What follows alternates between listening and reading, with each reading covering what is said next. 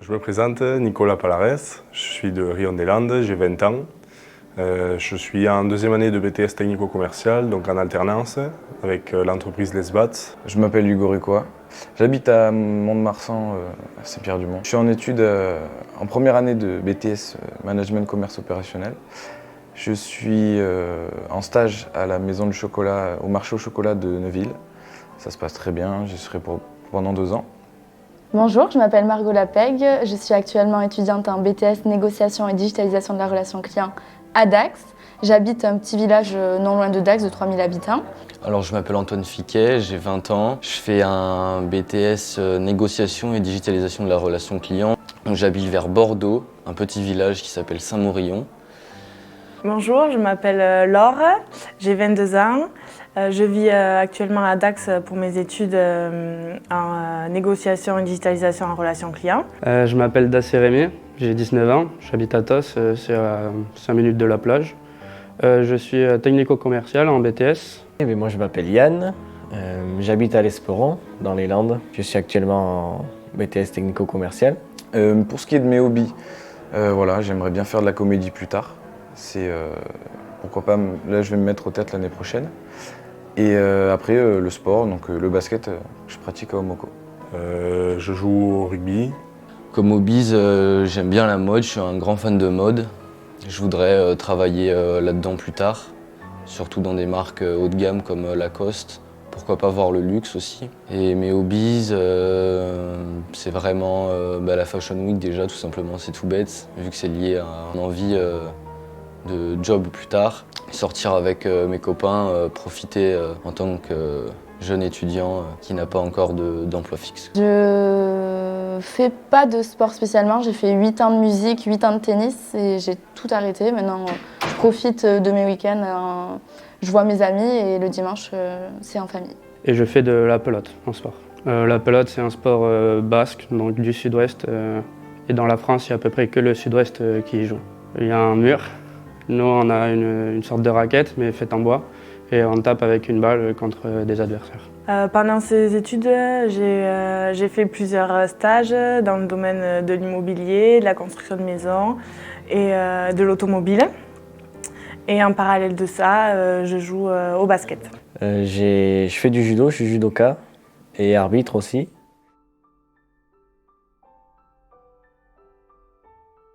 Concernant ma région, je l'adore, je ne changerai pas, je pense que j'aimerais rester habiter ici. On a tout ce qui est montagne, après station balnéaire, la frontière pas loin aussi, l'Espagne.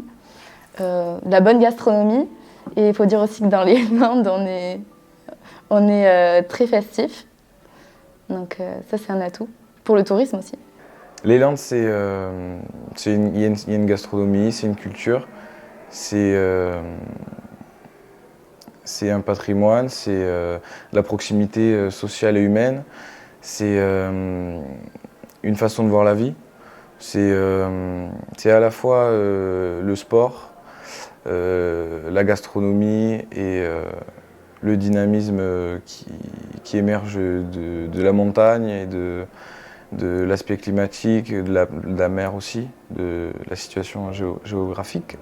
Je pense que c'est la plus belle région qu'il y a en France, à travers sa culture, ses traditions, les paysages aussi, la plage, la montagne, les animaux, beaucoup d'animaux aussi, de beaux animaux. La plage, c'est des villes où on peut retrouver tout ce qui est possible, mais aussi des petits villages qui sont des coutumes locales, où on rencontre plein de personnes enrichissantes. C'est les montagnes pas loin, c'est paisible, voilà. Connu pour son vin et ses spiritueux, c'est un endroit où il fait bon d'y vivre. Bordeaux, c'est une très belle ville. Mon pays, je dirais qu'on est quand même dans un bon pays, même si certains trouvent le moyen de se plaindre. On a quand même un bon système de sécurité sociale, un bon système d'éducation, bon, pas le meilleur, mais on a la chance d'avoir l'école gratuite et laïque aussi, ça ne faut pas l'oublier. Et de beaux paysages, une belle culture également. C'est notre patrie, c'est les valeurs qu'on a reçues depuis qu'on est petit.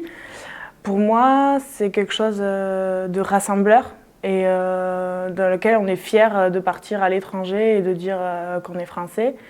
Et en plus, d'être des Landes, c'est encore plus bénéfique. Parce que pour moi, on a tout à côté, on est une région conviviale, on vit paisiblement, on n'a pas beaucoup de gros soucis. Qui est un pays quand même qui est mondialement reconnu pour son histoire, ses monuments, la mode, sa gastronomie. Ah ben, mon pays aussi est le plus beau de l'Union européenne, de par tous les droits, toutes les libertés qu'on a, liberté d'expression, de penser. Je pense que dans d'autres pays, on n'a pas tous ces droits-là. Enfin, en France, on est quand même libre. Faire, entre guillemets, ce qu'on veut, on est libre un peu de tout, quoi. Dans la limite du raisonnable, évidemment.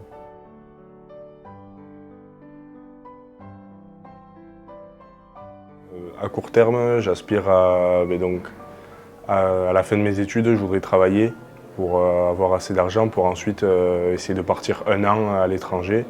Donc si possible dans un pays anglophone pour perfectionner mon anglais et revenir en étant plus ou moins bilingue.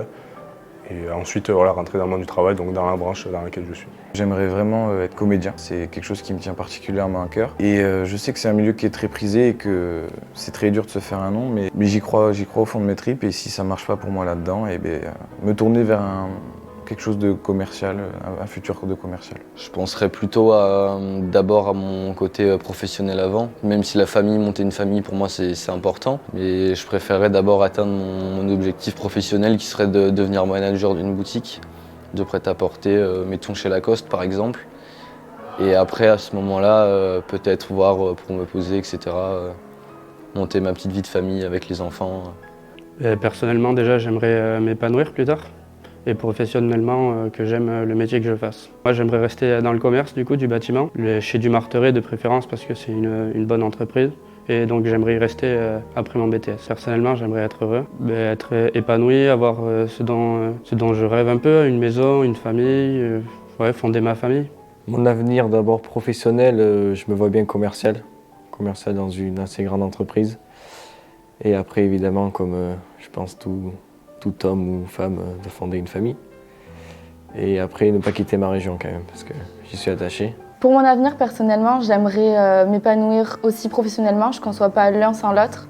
Quand on est heureux dans son travail, on est heureux aussi dans sa vie personnelle. J'aimerais entreprendre une belle carrière dans le secteur de la mode, plus précisément dans l'événementiel. Éventuellement, essayer de l'implanter dans ma région, parce qu'il faut dire que la mode s'est vachement développée vers Paris, un petit peu vers le sud-est maintenant, mais pas assez ici. J'aimerais pouvoir justement rester dans ma région tout en faisant ce que j'aime. Professionnellement, j'aspire à rencontrer une entreprise dans laquelle je me sente bien, où même avec ma jeunesse et mon peu d'expérience, on ait des choix et que nos idées soient écoutées. Personnellement, grandir de ces expériences et de la vie qui nous entoure. Le marché de l'emploi en France, il y a du boulot, enfin, il y a beaucoup de travail en France. Mais après, il faut s'en donner les moyens d'y arriver et surtout, il faut avoir envie d'aller travailler, ce qui n'est pas gagné pour tout le monde. Sur mon marché, dans le commerce, il y a beaucoup de boulot. Surtout moi, dans ma spécialité, les matériaux du bâtiment. On est en plein développement avec les nouvelles technologies. Donc en technico-commercial, nous en recherchons beaucoup. Tous les jours, nos professeurs nous envoient des offres d'employeurs qui cherchent des technico-commerciaux. Je trouve qu'il y a, bien sûr il y a beaucoup de chômage, mais je trouve qu'il y a quand même beaucoup de possibilités de formation. Si on veut commencer quelque chose, si on veut apprendre un nouveau métier, je trouve qu'il y a quand même beaucoup de possibilités. Voilà, on peut s'ouvrir à beaucoup de choses et évoluer dans certaines branches. Et plus particulièrement moi dans mon domaine, donc technico-commercial dans tout ce qui est bâtiment et le bois, c'est quand même assez recherché, que ce soit dans les négoces, Point P, Chausson, Gédimat, tout comme ça, ou même dans l'industrie dans laquelle je suis, Cyril Esbat. Au niveau de la France, c'est de plus en plus compliqué parce qu'on nous demande de faire de plus en plus d'études. Si on veut trouver un boulot, même pour des boulots qui sont tout simples comme caissier, il faut au minimum avoir fait 2 ans d'études. Mais le marché en France du travail est très compliqué en ce moment avec les manifestations qui ont eu lieu l'an dernier. et encore cette année. Et le marché de l'emploi en France chez les jeunes est généralement très compliqué parce suivant la filière qu'on a fait, on n'a pas eu forcément d'expérience professionnelle et maintenant c'est ce qui domine sur le marché du travail. On recherche toujours les entreprises recherchent souvent des étudiants avec des expériences professionnelles et les formations qu'ils proposent en fait de l'alternance, les entreprises en fait ne se prêtent pas à faire de l'alternance, donc en fait on est toujours dans un discours contradictoire, quoi. Assez ouvert, et me concernant, il est aussi ouvert parce qu'il y a de plus en plus de construction dans la région où je suis. Et donc en tant que futur commercial dans le bâtiment, j'aurai des perspectives. Ouais. Il y a pas mal de déséquilibres et je ne suis pas sûre que toute mise en place du gouvernement soit bonne ou mauvaise, mais je pense que ça ne peut pas se résoudre à une seule personne. Après, nous, aujourd'hui, on a personnellement des formations qui sont assez diversifiées et dans lesquelles on peut aspirer à un développement de compétences assez élargies qui nous permettront de pouvoir trouver du travail facilement et surtout que l'on veut et que l'on souhaite. Voilà, il faut savoir se distinguer. Je pense que c'est quelque chose il ne faut pas rester dans les clous, il faut sortir des cadres. Et c'est que comme ça qu'on se fera un nom et qu'on tapera dans les des recruteurs. C'est pour ça que c'est ce que je m'efforce de faire dans la vie de tous les jours. Le marché de l'emploi en France, je le trouve assez rude, compliqué. Peut-être aussi difficile à se projeter pour nos générations actuelles. Il faut dire que je ne pense pas qu'on aura un avenir stable comme nos parents ont eu. Peut-être privilégier plus la formation, qu'on n'a pas assez, je trouve, de nos jours. Par exemple, je sais que ma mère, elle change de boulot en boulot parce que malheureusement, elle n'a pas les diplômes pour et personne ne la forme malheureusement. Donc peut-être plus éteindre ça. Et voilà, marché de l'emploi. Après, je trouve qu'il est assez fermé pour les jeunes. On nous demande beaucoup de diplômes et après on nous dit vous n'avez pas assez d'expérience. Donc essayez peut-être d'allier les deux, qu'on puisse s'épanouir aussi nous. Parce que c'est vrai qu'il y en a qui font des bacs plus 5, ils arrivent et ils n'ont jamais vu la vie en entreprise. Donc moi je suis en BTS, donc j'ai eu la chance de voir ça. Et je trouve que c'est là où on s'épanouit le plus et qu'on sait réellement ce qu'on veut faire. Donc plus s'axer sur la formation. Dans le monde, c'est les différents paysages. On peut passer d'un pays à un pays voisin où ça n'a vraiment rien à voir au niveau paysage et niveau culture aussi. Dans le monde, ce que j'aime, c'est les différentes cultures qui peuvent exister, nos différentes façons de vie, nos modèles d'éducation aussi, différents modèles politiques qui peuvent exister. Et voilà, la richesse culturelle tout simplement. Dans le monde, toutes ces possibilités, voilà, que ce soit de paysages, de culture, de métiers ou autres, voilà. Ce que j'aime particulièrement dans le monde et qui découle de la France, c'est aussi l'échange, le partage entre humains de cultures différentes. Et le monde encore plus parce que voyager et rencontrer les autres jeunes, c'est ce qui nous permet de nous construire à nous et de voir que l'on vit bien et de pouvoir s'inspirer des autres et en fait on a plein de choses à apprendre des autres et du monde qui nous entoure. Dans le monde, je pense que c'est des différences. On est tous différents, on a tous des cultures différentes. Et je pense que c'est ça qui peut nous rassembler. Dans mon pays, je crains depuis entre guillemets peu tout ce qui est les attaques terroristes. Les risques d'attentats, c'est vrai que ces dernières années, on a été quand même fortement touchés. Ce qui me fait peur aussi, en France, c'est la montée de l'extrême droite aussi. Parce que c'est des raccourcis qui sont faits et qui sont jamais développés. Et de toute façon, en politique, ils répondent jamais aux questions qu'on leur pose, quoi. On reste trop centré sur notre petit nombril et qu'on ne s'ouvre pas parce que justement ce qui me fait peur dans le monde, c'est le manque d'ouverture d'esprit. Et c'est ce manque d'ouverture d'esprit qui entraîne à des conflits. Et justement, quand on est ouvert d'esprit, on peut comprendre les aboutissants lors d'un échange et de comprendre pourquoi l'autre est amené à penser A alors que nous on pense B.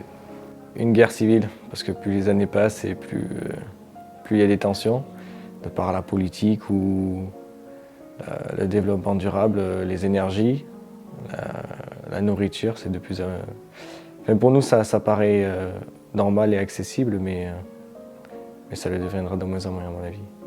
Je crains que celui-ci n'apporte pas une belle image au monde et qui reflètent pas, ce que l'on peut apporter nous. Certaines personnes, on est trop centralisé sur le mauvais et on montre pas assez ce qui va et ce qui est bien et toutes les beautés et les richesses que l'on peut trouver. Et j'ai peur que ça soit développé, alors que il y a des trucs bons aussi chez nous. On construise trop et qu'il y ait trop de villes et plus assez de forêts, de végétation, d'agriculture. Et dans le monde, ça rejoint plus ou moins tout ce qui est guerre, etc. Oui, les conflits me font peur dans le monde. Il y en a tout le temps. Et il y en aura tout le temps, je pense. Mais... La guerre entre les pays, parce que plus le temps passe, moins on a de réserves, fossiles, nourriture, et que tout le monde se... Comment évolue notre environnement? On ne va pas se mentir, le réchauffement climatique, on y est confronté. On en parle souvent dans les actualités. Après, c'est imprévisible. On ne contrôle rien malheureusement et c'est ça qui fait le plus peur. Qu'il y ait trop de barrières, que les frontières se ferment aussi et que du coup on ne puisse pas se développer et étendre nos étendues, nos expériences et nos confrontations. C'est la montée de l'extrême droite, parce qu'on a pu le voir avec Trump aux États-Unis, on a pu le voir aussi dans d'autres pays. On veut le plus cher dans le monde, d'arrêter que les gens se divisent et de se rassembler et de s'entraider. Parce que c'est comme ça qu'on y arrivera et pas en se divisant et chacun pour soi. Ça serait qu'il n'y ait plus de guerre et qu'on arrive tous à s'entraider et pouvoir voyager librement et découvrir librement tout le monde. Que tout le monde s'entende bien et qu'on arrête les guerres, les conflits. Plus de guerre, bon, c'est un monde plus ou moins idéologique. La paix, tout simplement. Peut-être aussi aider plus les populations qui souffrent malheureusement de la faim, parce que nous on se plaint mais on ne pense pas assez à ceux qui ne peuvent pas boire ou ne serait-ce manger tous les jours alors que c'est des besoins vitaux. Donc vraiment que tout ça cesse.